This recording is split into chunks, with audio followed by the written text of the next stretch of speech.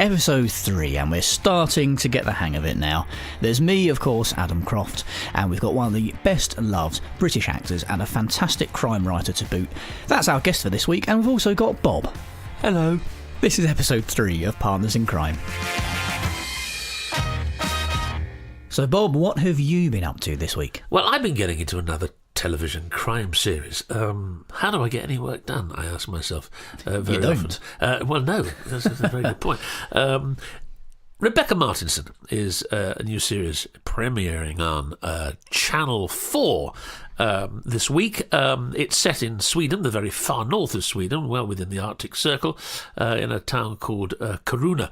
And it follows the heroine, Rebecca Martinson, as she, a lawyer who travels up from Stockholm for the funeral of an old friend.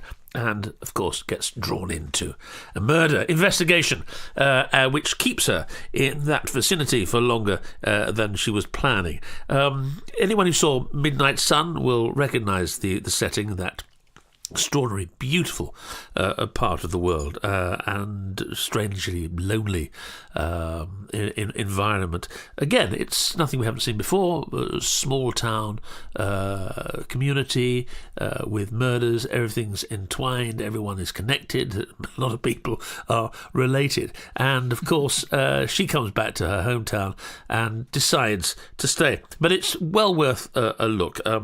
It's based on a series of books by Asa Larsson, and you would have heard of, anyone who enjoys their Scandi murder mysteries will know of her books. This series is based on 4 of them, and I can recommend Rebecca Martinson wholeheartedly. Excellent. I've been on my televisual travels this week as well. I've been watching a series called Lamont, which is a French crime series on Netflix.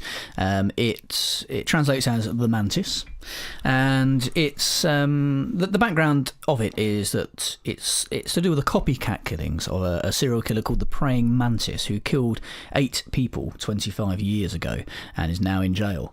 And a copycat murderer is essentially reenacting the murders that happened.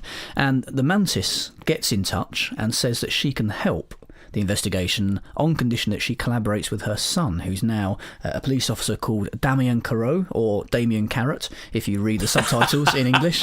I mean, there are scenes where he kind of he's in there and he's been referred to as Captain Carrot. And of course, if you're watching with the subtitles in English, which you have to, because my French is très poor, it comes up as Captain Carrot, which sounds like the worst superhero in the world. Is that a silent T? I mean, yes. I had bangers and mash with peas and carrow last night. Well, I wouldn't want Captain Carrot to be investigating my murder, I don't think. But I have to say, I wholeheartedly recommend it. I binged on the whole thing. It's only 1 season so far, but hopefully coming back for more. It's been left with a bit of an open end anyway, and it's just fantastic. I really enjoyed it. Right, it's next up after Rebecca Martinson. Excellent. And of course with we're talking French drama. We're going to be talking French drama on the next episode as well. We'll get into that a little bit later, but definitely French crime drama is the thing we're going to be talking about over the next couple of weeks. I've also got my own new book out, which has been doing quite well. Tell Me I'm Wrong, a psychological thriller. I may as well put a plug in. Why not? Please feel. Yes, this is. I don't like to know that you've been unplugged. No, well, no. Put the plug in. As a psychological thriller with a tagline: "What if you discovered your husband was a serial killer?" And that's been doing quite well. So I'm very happy. It's hopefully helped pay for the podcast. Well, yes, and I have started. That is my book of the week, strangely enough. And I'm absolutely hooked on that as well. So I think you've... looks as if you've done it again. Well, let's hope so. On this week's show, though, we're going to be speaking to Hugh Fraser, who is a star of stage and screen, and also a fantastic writer nowadays as well with his thrillers. He played Captain Hastings in the TV series Poirot. He's narrated the Agatha Christie audiobooks. He's got his own series of fantastic crime thrillers published by Urbane, and he also happened to come to write the theme tune for a children's TV series. We'll tell you all about that in the interview later today. We'll find out lots about that. And in fact, he's it's linked to last week's episode where we spoke to Dreda Say Mitchell in a way, because they both had a childhood growing up in London with exposure to criminal gangs, and that's something. They're not two people that I would have thought would have had this similar kind of background, but they are. Well, he's a fascinating chap, Hugh. I've known him for many years now, and he's turned into, as you say, a terrific thriller writer, which he'll be talking to you all about. So I think that's a great guest, and again straddling two worlds of acting in crime dramas and going back home and hitting the QWERTY and creating his own crime thrillers, which he does supremely well. And we should just say at this point, all jokes aside about who pays for the podcast, the fact is it's Kobo. They're a fantastic bookseller. They've got over 5 million titles available on their website in ebook and audiobook form, and you can get 90% off of your first ebook at Kobo. A massive discount if you're not already a Kobo customer. You can download the app for free for your phone or tablet, so you don't need any e-reader or anything like that. You can read on the go with 90% off your first ebook. Just go to kobo.com and enter the promo code CRIME at the checkout. Well, we're delighted to welcome to Partners in Crime that wonderful actor, Mr. Hugh Fraser, known to millions of people throughout the world for his marvellous performance as Hastings in Poirot and the Duke of Wellington in Sharp, or Sharp's Rifles, as I think it was first called. Not many people know that he's also an extremely fine musician, and over recent years he's been hitting the keyboard of his personal computer and creating the adventures of Rena Walker, a woman assassin who works in London in the 1960s, in fact worldwide. His books Harm, Threat and Malice have hit the bestseller lists and are great reads. I can recommend them wholeheartedly. We recorded this interview with Hugh a few months ago, just before the publication of Malice. Hugh, the subject matter of your books is very dark, very different from the Agatha Christie world, which obviously you've inhabited before, playing Captain Hastings in Poirot and narrating the Agatha Christie audiobooks. Is that all completely a work of imagination, that dark underworld of MI6 and spies, or have you done research into that, or is it purely a work of your imagination? Well, as far as the spies and MI6 is concerned, yes, of course, I have no personal experience of it at all, beyond what I read in the papers, and that doesn't give us much, as we all know. So I have delved quite heavily into the world of espionage, particularly the sort of Kim Philby, Burgess and MacLean era, where the espionage that appears in my second book, Threat, it takes place. But as far as the actual the majority of the criminality, the London clubs, the strip clubs, the protection rackets, the London gangs, the firms of criminals, that really came out of a love for the photographs of Roger Main and Bert Hardy, who documented the street life of the poorer areas of our cities in the 40s and 50s. And I've always been fascinated by the teddy boys, teddy girls, and the kids in the streets in those photographs.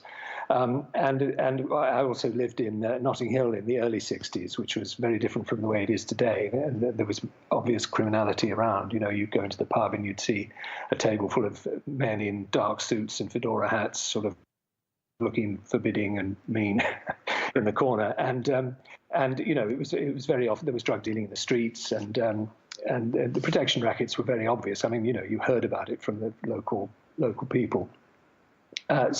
And that is very much Rena Walker, who's my central character. That's very much her background. So she grew up into a world of London gangs, basically.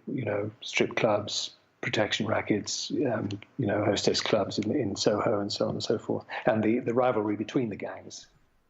It's a fascinating world.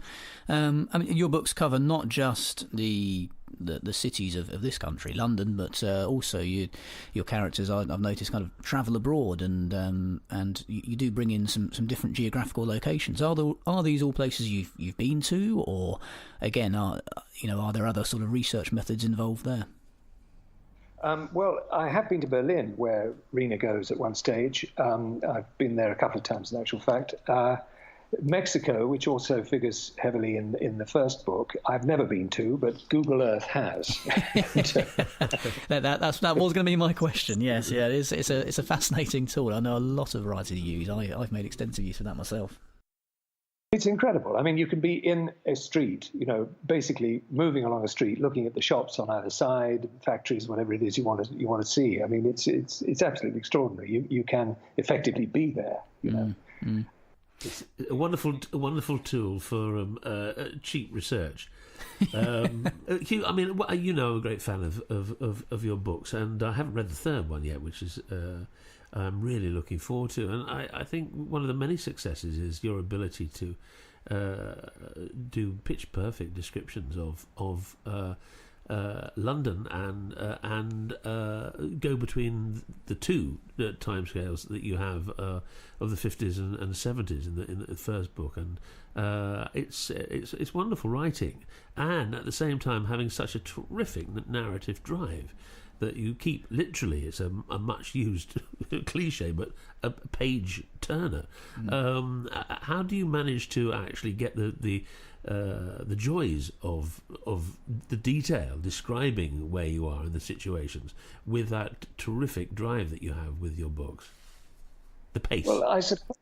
I'm really glad you feel that about the books. I suppose my instinct has always been to write what I'd like to read, the kind of book I'd like to read.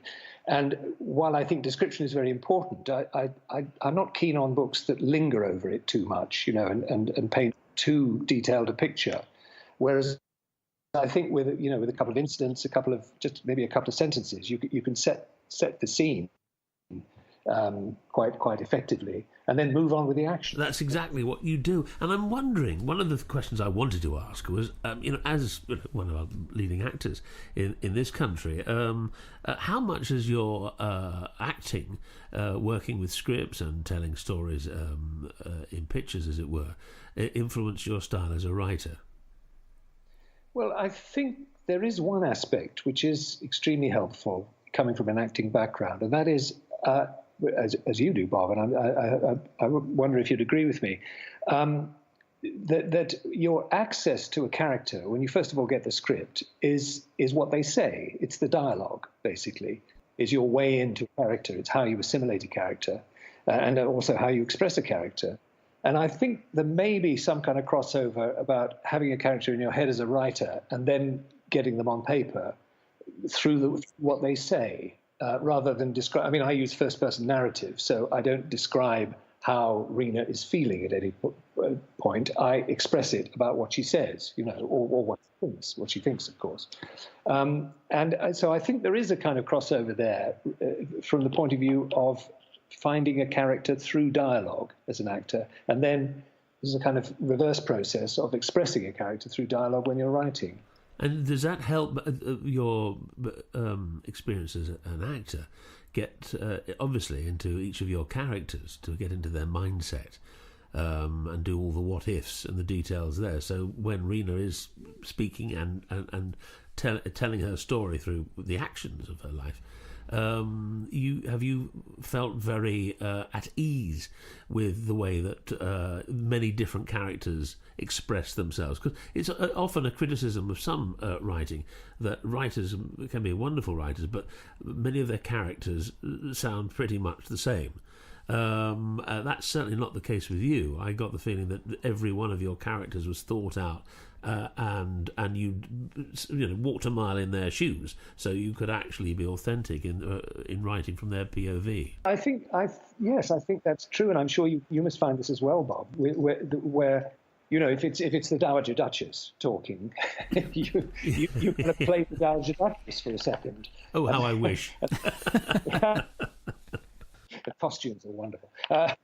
But and then the butler comes in, or the maid comes in, and you kind of become the butler or the maid, so I think there is, yes, I think there's definitely a crossover there, and a help. One's acting experience can possibly help the ability to kind of slip into character, as it were, which is I think what you do. I mean, funnily enough, one thing about Agatha Christie that I love is her ability to invest every single character with a real personality. and a really distinctive manner and delivery and all of that. I mean, the tiniest character, the maid who opens the door to Poirot and Hastings, will have maybe adenoids or be, look a bit put upon or whatever, and she can do this so deftly with such tiny strokes of the pen. So I mean, I think character is vital to books. I mean, without it, I don't think you've got a book. Really, you've got a story. Absolutely. Well, you were speaking about dialogue a moment ago, Hugh, and dialogue is something that a lot of writers do have problems with, and making dialogue sound authentic. I think with your background as an actor, and as you say, the first thing you know about a character is their dialogue and the way they speak. Does that make writing dialogue easier for you as a writer? I think it probably does, because I must say I find dialogue relatively easy to write, as opposed to description, where I'm often thinking, is this too much? Is this too little? How is this going to read? Whereas with dialogue, I tend to it tends to come quite easily, I think. Mm-hmm. Something else I've noticed from your books as well is that, as Bob was saying earlier, the first book is set in the 50s and the 70s. The second one fills in that gap in the middle in the 60s. That kind of historical context for the books, is that something that you particularly enjoy? I know you spoke earlier about having kind of seen a bit of that world as well. Is that something that you really enjoy exploring, this kind of thriller genre through a historical lens? Oh, I very much do. I mean, it is based on personal experience. I mean, I used to go to the Flamingo all-nighters, in '64, in Soho in Water Street, and enjoy exactly that life. Seeing Graham Bond and Eric Clapton and John Mayall's Blues Breakers and all the bands that appear in my books.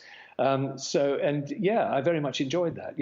At one point she's walking down, I think it's Water Street, and she sees there's mods coming the other way, all pilled up, and there's a fight breaks out,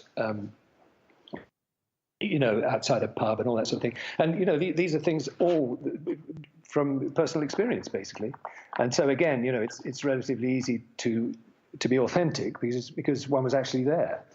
Well, one thing that listeners might not know, and here's a question: did going to those clubs and seeing those wonderful musicians, because you're a musician yourself, have any influence in the writing of the theme tune to ITV's Rainbow?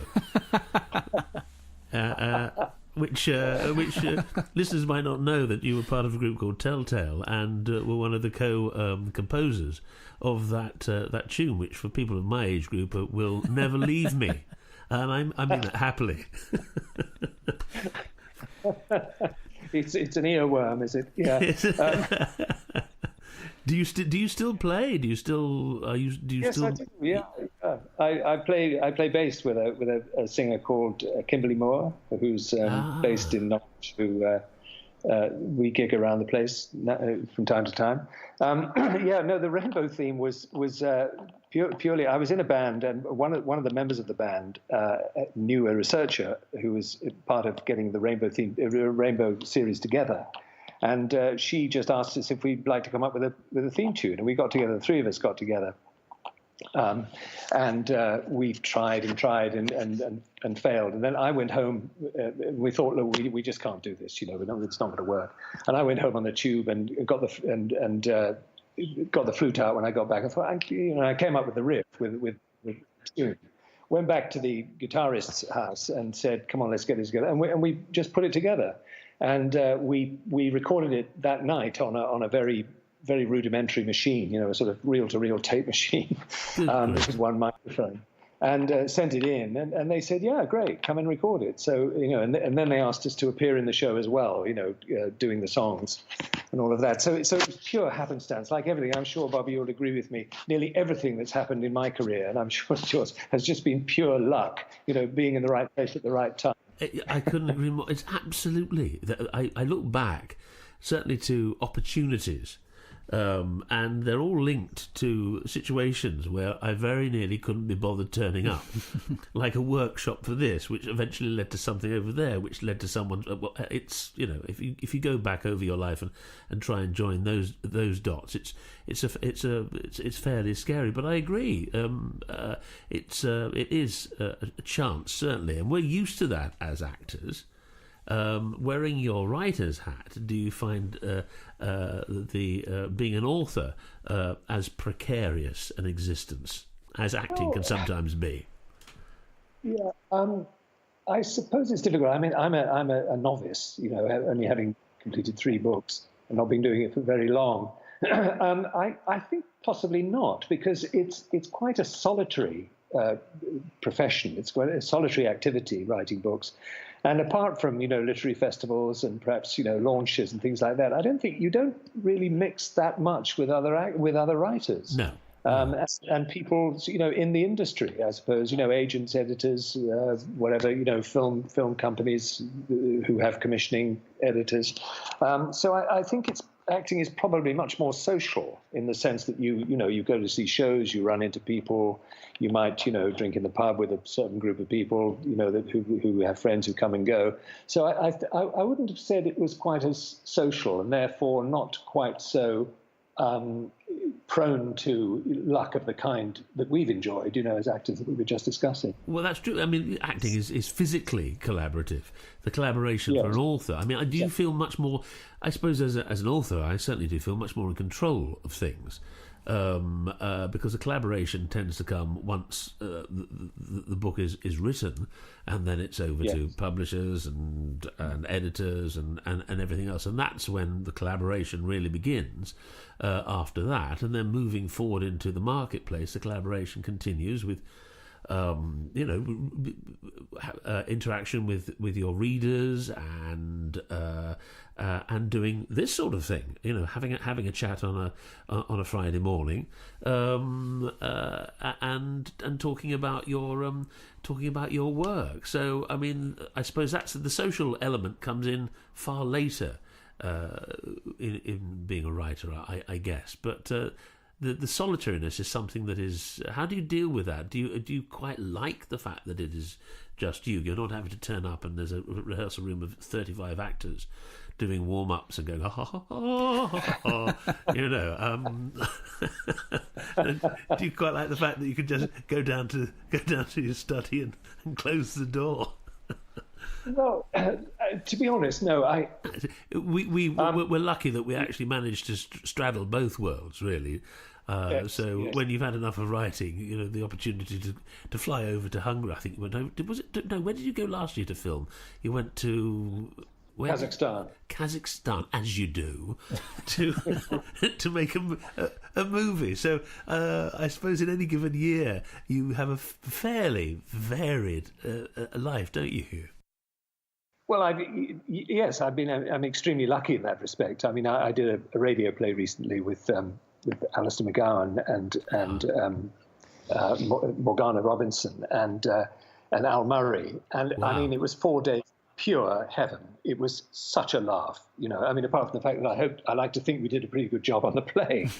It was a complete treat to be with, amusing people. Well, it is. I mean, I'd had 3 days this week knocking my brains against the wall trying to get through a particular passage of the book. And yesterday, I'm dealing with the pleasant thought of doing a radio with Derek Jacobi coming out of the TARDIS and me going, "Oh, who are you?" And it was, again, it's a completely different world. And I suppose that balance I find very helpful. The fact that I know that writing is not. This is not the way it's going to be forever, that I can divide my time into different sections of happily working as an actor, and then actually clearing the decks and say, right, I'm going to just lock that door and build this fantasy world and live in that for a few months. It's a great escape. Yes, indeed. I mean, to be able to do both is a great privilege. I mean, to be an actor anyway, to work as an actor is a great privilege. But I think to be able to do both, as we do, is a bonus on top of it. Did you know early doors that because you were working on? We'll talk about the Poirot, but your range of work as an actor is huge, but obviously, as this is a crime podcast, people may be interested in the Agatha Christie. Did you know, for instance, early doors? That it was going to be successful. I mean, we both know Clive Exton, I think, was one of the great adapters for television, and he was on board from the off for the Poirot. And am I right in saying that Brian Eastman was the producer from the very first one? Yeah, the initial producer. Yes. So, was there a chemistry? Because you must have been, you and David must have been one of the first to be cast, I would have thought, on this. So, what was the feeling like in the early days on Poirot? It was positive. I mean, I think we felt it was going to be good. We had no idea it was going to be the success it was, as one never does. Until it actually goes out and people react and you get the audience figures, you've no idea. It could be a lead balloon. Our life is spent more in hope than expectation, is it not? Yes, exactly. I did sense early on, as soon as we started, that David's incredible attention to detail, his sheer professionalism, and the way he addressed the character, which was so incredibly thorough. I mean, every last mannerism, every last tick of the character, every last characteristic, he had researched and he had got it absolutely down. And I did feel encouraged by that. I thought, I developed a respect for his performance immediately. Well, that's something I was going to ask about, actually, is that I've read in a number of places that David Suchet's approach to Poirot was so meticulous to the point that even between scenes and through lunch and whatever, he would if he was in costume, he'd stay in character. Is that true? Absolutely, yes. There'd be a moment in makeup where he'd come into makeup. Good morning, how are you? Blah, blah, blah. It was on television last night or whatever. And then he'd sit in the makeup chair, and his makeup artist would put on his base makeup and all that, and then he'd be talking away, and then there'd be a moment when the moustache was applied, when he would suddenly go from talking like that, no, I think it is a little bit up on the left-hand side. No, don't use it, that is it. Okay, thank you so much. And then he'd walk out of makeup again, going, goodbye, I will see you on the set. Au revoir, see you. Wow. So there was this definite moment when he went into character and stayed there until he took the stuff off, basically. I heard a story, and I don't know whether it's absolutely true, but David on the set had a leaning board, which meant that when he was a little tired, he didn't want to sit down and crease the perfect creases in his costume. Because he'd be in the costumes for many, many hours, and the chances to crease them are, of course, immense. So he'd have a sort of a leaning board where he could just lean back to take the pressure off his feet a little bit in repose. Is that true, or is it just one of those? I have to say, I never saw a leaning board. I've also heard that story. Other people have told that story. It could be that it was, excuse me, oh, sorry. No, that's what we like, a little bit of drama. Some background music. If it's your agent, tell them they can wait. No, it's my proofreader who's helping me do the final book. It's okay, I'll pull it back. I never saw a leaning board, although I have heard that story from other people, so it may have appeared in an episode that I wasn't in. Sounds such a wonderful idea. Many a time, I don't know about you, but I've been on a set, and I've thought, when I heard that story years ago, I've been standing around for hours, and I thought, oh, I'd love to have a Suchet leaning board at this moment in time. I really would. So you should have patented it. Glenn Close had a leaning board on 101 Dalmatians, and I envied that too. Well, so that's extraordinary, but there was a great responsibility, I guess. I can remember working with the same team on Jeeves and Wooster, Clive and Brian, and I can remember the early days of that, where there was, and it was actually said, they said, look, this is nerve-wracking, because there are millions of people out there who love this writer's work. We don't want to cock it up. So there must have been the same sense of responsibility on the shoulders in the early days of your team, and what a team it was as well. You had Pauline and you had Philip Jackson. It was a great team, and it gelled. The chemistry amongst the actors must have gelled straight from the beginning, but also the chemistry of writer adapting these stories and seeing that transformation from to making a fictional character human, in human form. And I think Clive was a master of that. I mean, yes. I think the big element in the success of that series was Clive Exton, Anthony Horowitz, who took the characters that Christie had written and just gave them much more personality, particularly the supporting characters, myself, Philip Jackson, and Pauline Moran. Our characters were definitely developed way beyond what Agatha Christie put on the page. And how much of that came from you? I mean, as well, because I think Clive was wonderful at actually looking at the actors and saying, "Oh, I see that. I'm going to use that." So you as an actor became infused with the character to make them whole. I think it was symbiotic. I think Clive would give us, a springboard, and hopefully, we would use that springboard to do something which he would then pick up on and then develop it. I think it was a two-way process, very much. Well, it's certainly realised from people watching it, devoted to it, as I was. I mean, it was, and for 23 years it ran, and the standard was always immaculate. It was quite an extraordinary achievement, I think. I think attributable to David to a large degree, because as I mentioned before, he's incredibly professional. I mean, I never saw him drop a line in 23 years. He would do those summing up scenes at the end, which were frequently 20, 25 pages long. He'd come on the set, have it absolutely perfect first time, and he would know more about the cutting points than the director some of the time. And so that created a kind of atmosphere of professionalism, and so we used the time we had available, which was not that much, as you know, with series television, it can be quite pushed. We used that time to its absolute full. Very little time was wasted. And do you mourn its passing as a series? Would you like to go back and do which is always a possibility? Never say never again is the phrase. Well, interesting was doing the last one where Poirot, don't want to give a sort of spoiler, but where Poirot is responsible for something absolutely drastic, and Hastings goes back as an older man, and they're all they're both much older than in the original series.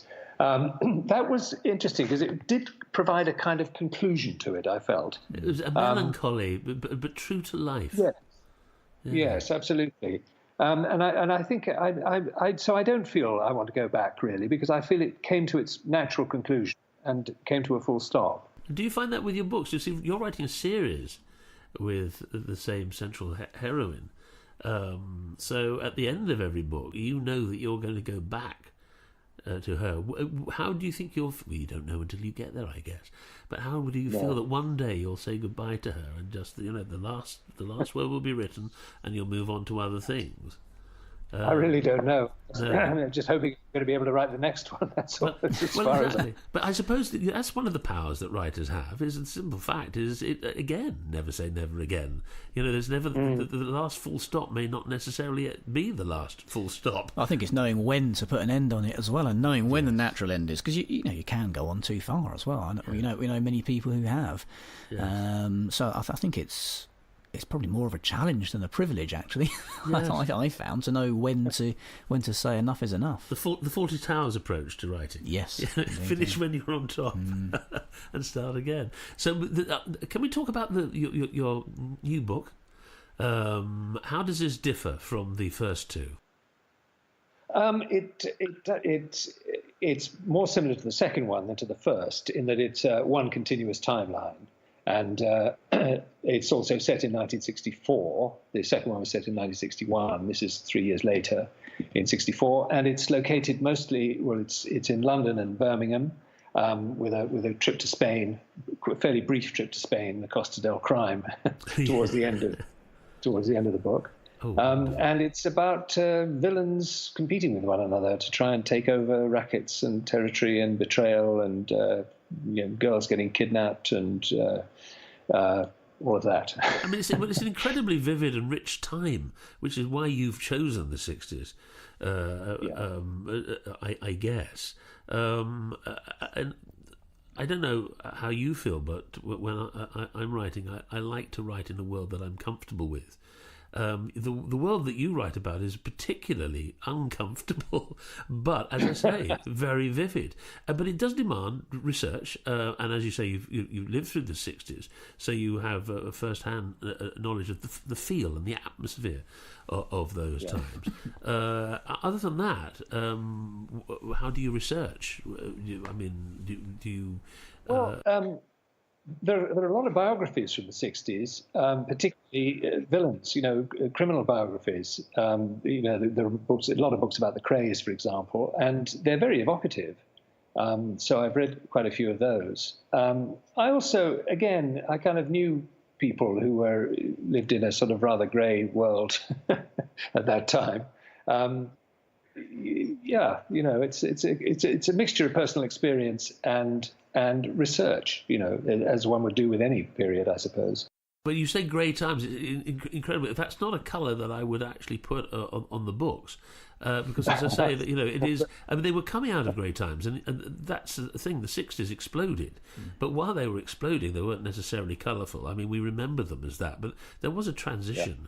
And certainly a transition of power as regards the criminal underworld, which is another area that you cover extraordinarily well. And do you see yourself continuing in that period, or are you going to move forward to the 70s? Are we going to follow Rena to the present day, should she survive? Which is part of the page turning I'm talking about. Will she survive this time? Yeah, I can't really see beyond the hope to be able to do the next one, to be honest, which I think will probably be in the mid-60s, probably 66, 67, Summer of Love kind of period where the whole hippie thing really took off. And pop festivals and things like that. But beyond that, I really don't know. A hypothetical question for you, Hugh. Having worked on TV productions and film for years, and now writing your own books, just say everything comes full circle and your books end up TV or film, who do you anticipate playing Rena? That is one that I really don't know. I've thought about this, and people have asked me this before, and I just don't know, I'm afraid. I'm glad I'm not the only writer who responds with that when asked. One thing we know who's going to be doing the theme tune. Well, that's fascinating, because it does come down to that. I mean, with television options and things, there's a long history of writers suddenly being presented with an actor who's going to play their main protagonist, and not altogether being very happy with the choice. Inspector Morse springs to mind. Yes, but then Dexter apparently, fell in love with Thor's performance after he'd seen it, and he started writing them the other way around. In fact, because he, in his mind, had Morse as younger, and when it was cast the other way around, he came round to the idea in the later books that he wrote after the TV adaptation started, have them the other way around. Wow. The other thing is the age factor, because in the first book, she's 34 and 15. Yes. The two parallel stories. So that's difficult. Whether you have two different actresses playing her, or one actress who can age up or down, is a difficult one. Well, that is a challenge. Yes. With a series of books, you have got that age. That, mind you, of course, with Bond, for example, they just don't worry about that. He's the same age. Like Pierce Brosnan, he's virtually the same age in each one. Apart from a few years discrepancy, I suppose. It's very, very difficult. I mean, I thought of Melissa George, for instance, who I loved in a series called Hunted. I thought she was wonderful in that, and yet, she's, I won't say her age, but she's a little older a little more mature than would be suitable to play Rena in the 60s, for instance, where she's 20, 21. So it's a very tricky one. And it's an area, really, where writers have some say, but nowhere near as much as people think. In my experience and the experience of friends who've had their work taken to television, very often there can be major changes which they have very little control of. How would you feel about, I mean, obviously the joy of having a television adaptation of a series of your books and characters is a major plus for any author, certainly in the crime genre and thriller genre. How would you feel about that, and how much influence would you like to feel you could achieve? I think it's got to be a situation where you have to probably just accept that you're giving it over. Yeah, take the money and run. Well, that's one way of looking at it. Yeah. I mean, clearly there will be consultation. There will be, you'll go to read-throughs presumably and things like that. But I think you'd probably go crazy if you tried to keep control.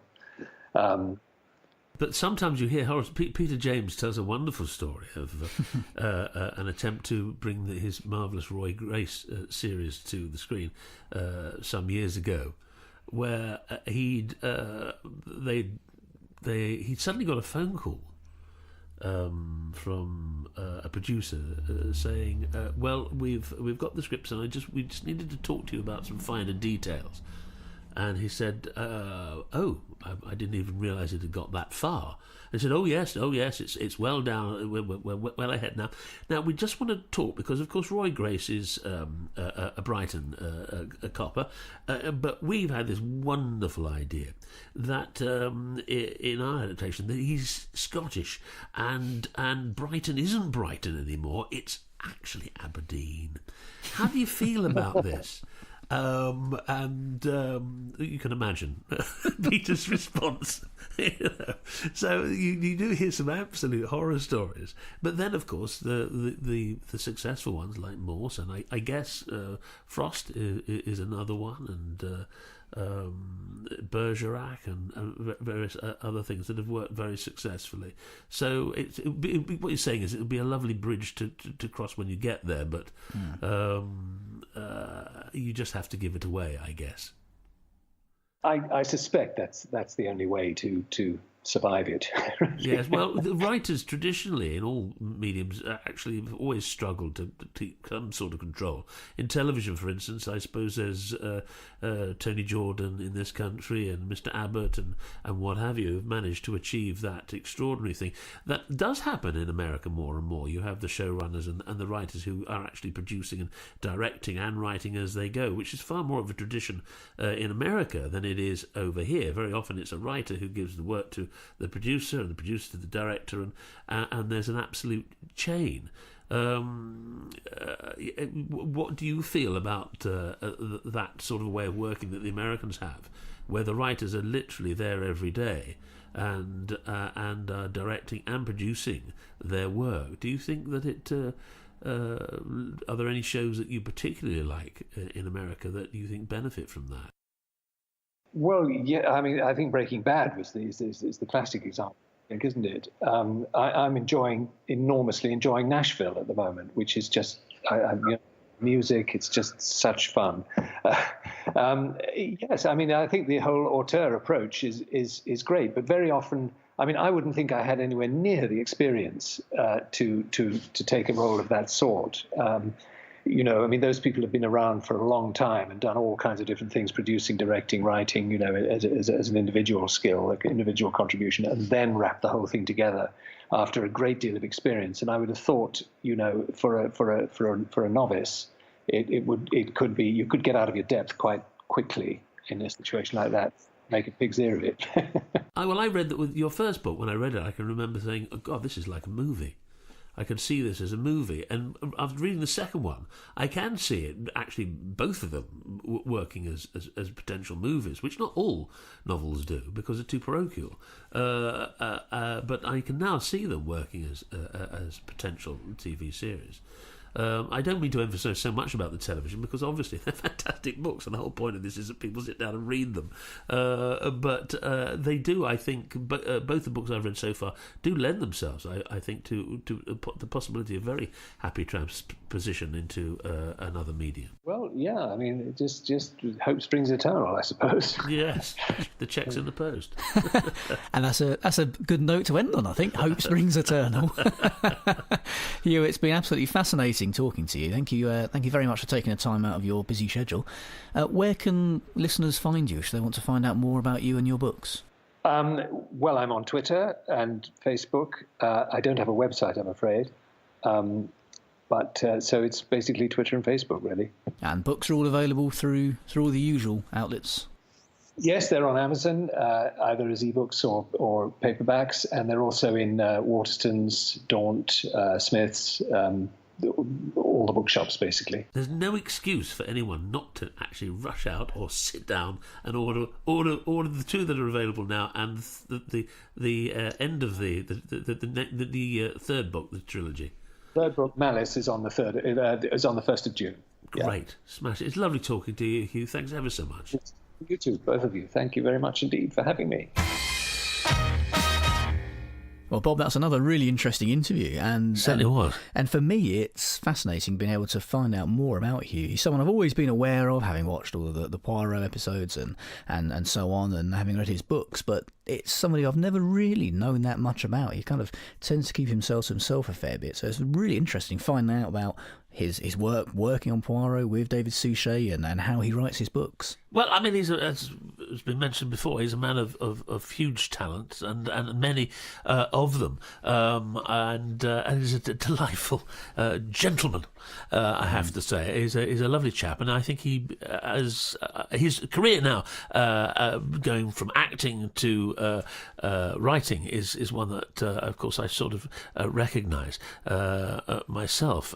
We speak regularly about the particular challenges that dipping a toe into both of those worlds offer up. But he's a great man, and as we've said several times before, his books are well worth reading. They really are fast thrillers with a great period feel to them. So Hugh Fraser, Poirot, the Duke of Wellington, and thriller writer. It's been a joy talking to him, hasn't it? Absolutely, yeah. And it's also worth saying it's worth keeping an eye on any literary festivals that Hugh's speaking at as well, because I had the pleasure of meeting him last year at Beacon Lit in Buckinghamshire here in the UK. We were both guest speakers there on the same day. I think he was on just after me, saving the best till last.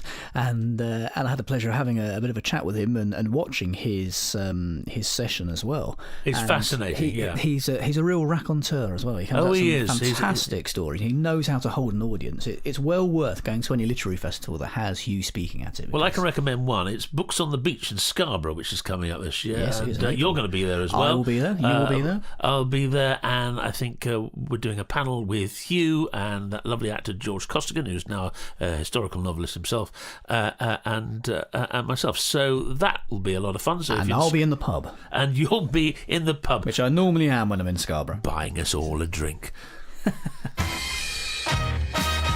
Now, don't forget, as a listener to Partners in Crime, you are eligible for an exclusive 90% discount on your first ebook at Kobo. There's over 5 million titles to choose from. You can read with the free app for your mobile phone or tablet as well, so no need to go out and splash out on an e-reader. You can read with the very device that you're listening to this podcast on. Just go to kobo.com and enter the promo code CRIME at the checkout to get 90% off of your first ebook.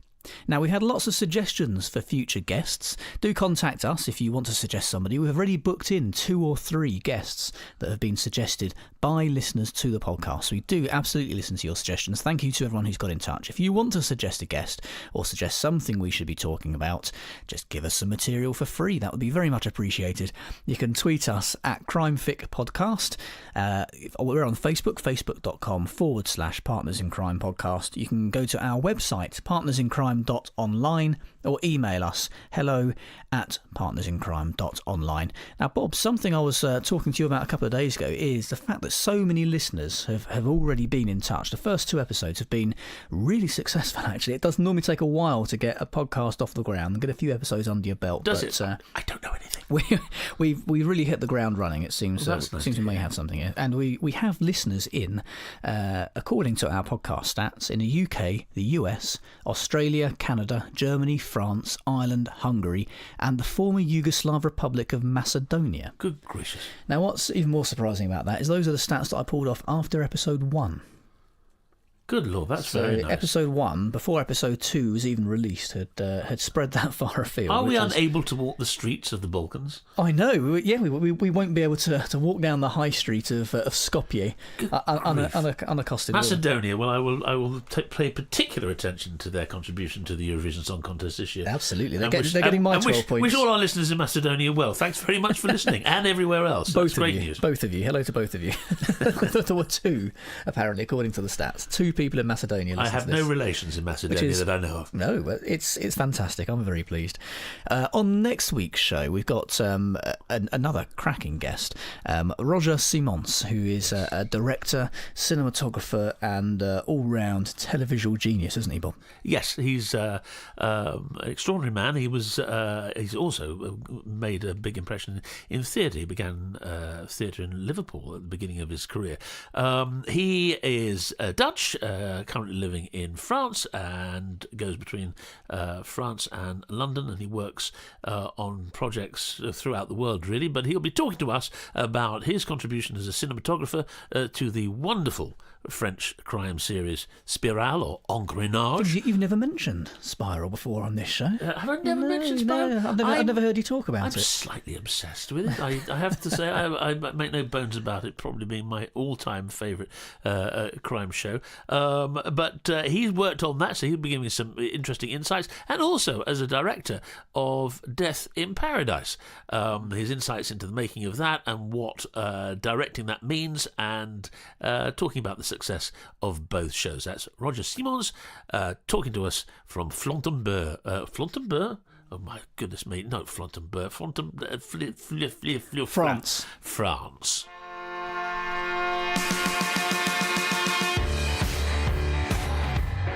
Partners in Crime was presented by Adam Croft and Robert Dawes and produced by Adam Croft. The theme tune was by the Caesareans. The Partners in Crime logo and imagery were designed by Stuart Beisch. Partners in Crime is sponsored by Kobo, your favourite local bookshop, perfected.